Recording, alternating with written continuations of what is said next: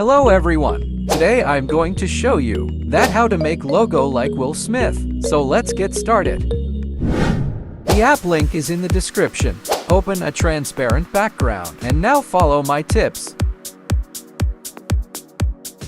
Add your photo from the gallery.